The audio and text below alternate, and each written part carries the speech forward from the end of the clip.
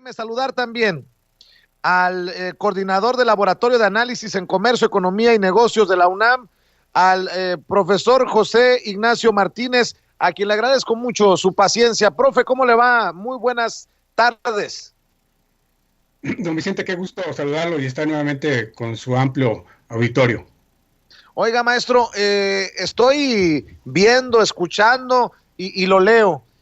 Durante el próximo lustro, durante los próximos 5 años, Estados Unidos impulsaría un nuevo proteccionismo para fomentar el crecimiento de su economía en torno a su seguridad nacional.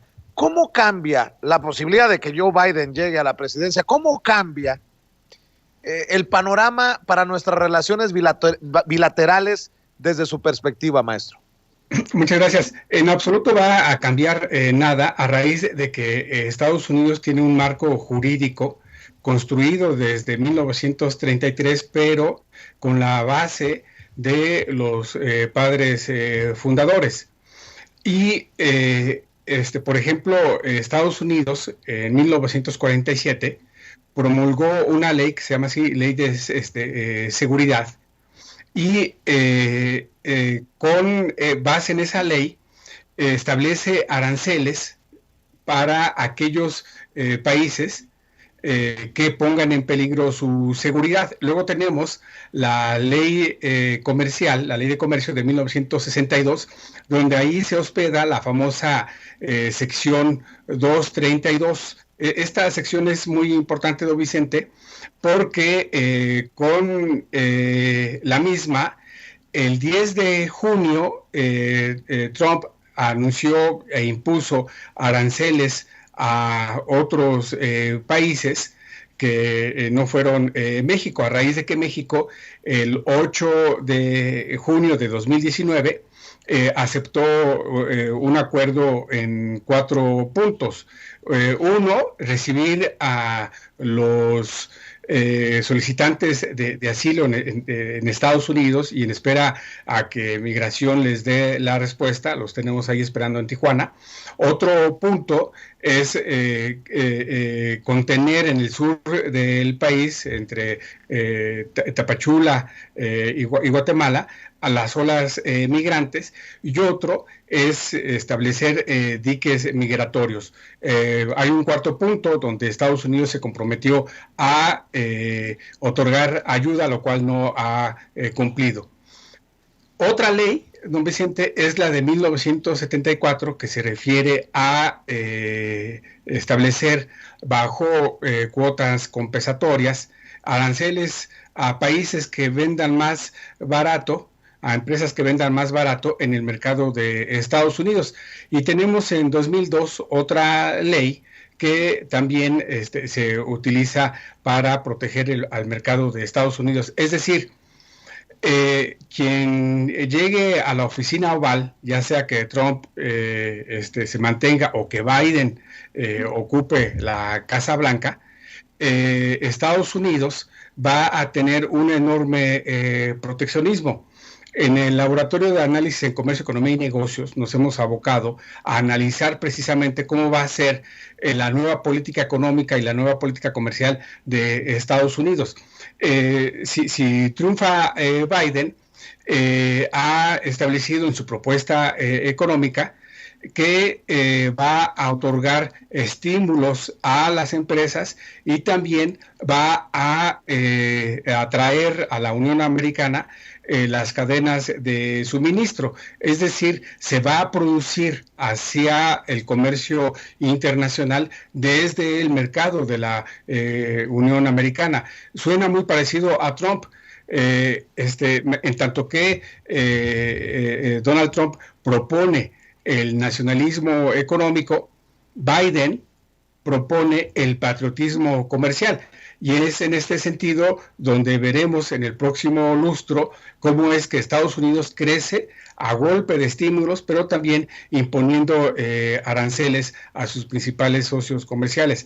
¿Qué es lo que va a suceder con México? Algo muy importante que es aquí necesario recalcar, don Vicente, es que ayer México, la Secretaría de Economía, en muchas ocasiones en su programa hemos criticado fuertemente a la doctora Graciela Márquez, y hoy hoy sin duda hay que aplaudir lo que logró junto con la subsecretaria de Comercio, la doctora Luz María de la Mora, a raíz de que México ayer logró con Estados Unidos precisamente un importante acuerdo para quedar a salvo de la ya pronunciada sección 232 y por lo tanto a México no se le estarían estableciendo esos aranceles que quien ocupe la oficina oval, en primer lugar se lo van a establecer nuevamente a China, a Corea, a Brasil, ¿no? Por supuesto a Japón, y los van a obligar a negociar. México afortunadamente ya logró un importante acuerdo. Le preguntaba si van a cambiar las cosas porque estaba leyendo un artículo del Financial Times de hace unos días. Esta publicación que es muy respetada alrededor del mundo, pensemos lo que pensemos de su línea editorial. Y dicen en el Financial Times que en Latinoamérica se preocupa el trato más duro que pueda ofrecer Joe Biden si llega a la Casa Blanca. Dicen que se enfocará en cambio climático, en derechos humanos y en corrupción, y que sus decisiones, sus posturas no dejarán muy contentos a los líderes de la región.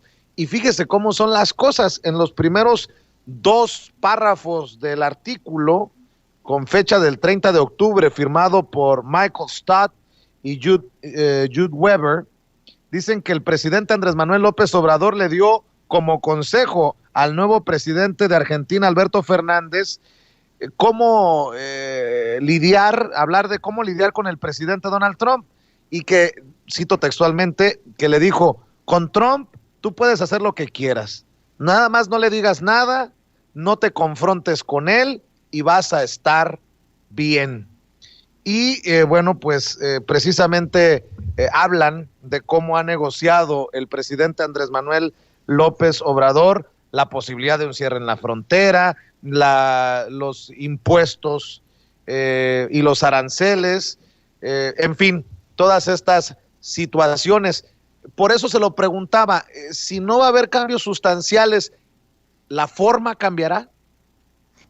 Sin duda, aquí es importante destacar que hay países que desde Washington, gobiernos que desde la Casa Blanca no tienen las simpatías de la élite gobernante en Estados Unidos. Estamos hablando, por ejemplo, de Maduro, de Cuba, de Bolivia, ¿sí? Y es ahí donde sí va a haber una fuerte presión para poder tener nuevamente gobiernos simpatizantes de Washington. ¿Qué es lo que sucede con México?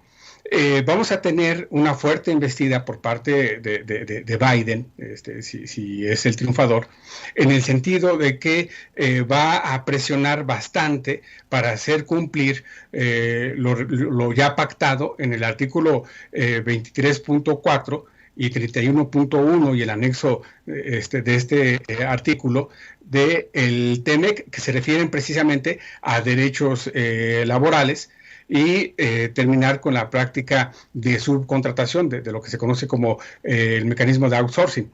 Y en el capítulo 27 del TEMEC se encuentra lo referente a la cuestión de combate a la corrupción. Por lo tanto, el nuevo presidente tiene vía el TEMEC importantes mecanismos con los cuales puede presionar a México. También en el capítulo 24 del TEMEC está lo referente a el cambio climático. Es decir, se puede utilizar al TEMEC para contener a México, pero también aquí algo muy importante: el presidente López Obrador va avanzando, está por presentar la iniciativa para modificar el artículo 314 de la Ley Federal del Trabajo, que se refiere a la práctica de subcontratación de outsourcing, donde están alrededor de 5 millones de trabajadores sin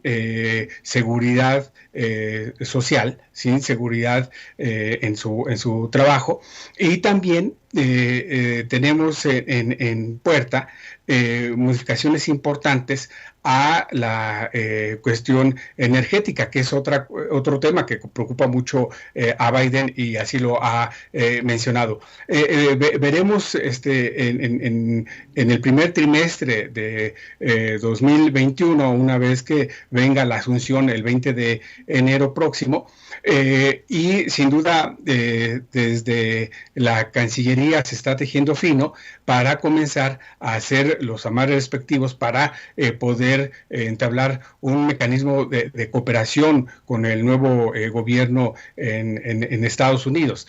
Y esto, claro, sin duda, lo ha estado trabajando el canciller Ebrard, y por supuesto el presidente López Obrador está haciendo importantes labores en su quehacer para precisamente ir preparándose en torno a lo que pueda venirse con Biden principalmente. Maestro José Ignacio Martínez, coordinador del Laboratorio de Análisis en Comercio, Economía y Negocios de la UNAM, ¿en dónde pueden verlos? ¿En dónde pueden leerlos? ¿En dónde la gente puede seguir al pendiente de sus opiniones, maestro? Muchas gracias, don Vicente. En redes estamos como LACEN MX, LACEN, LACEN, del Laboratorio de Análisis en Comercio, Economía y Negocios, y de ahí tenemos importantes aportaciones sobre el quehacer de la economía, el impacto social en la parte del trabajo, y por supuesto también ponemos las entrevistas que tenemos con usted, lo cual para nosotros son muy importantes. Le agradezco mucho, maestro, y estamos al pendiente. Que pase excelente viernes. Muchas gracias, un abrazo. Cuídese.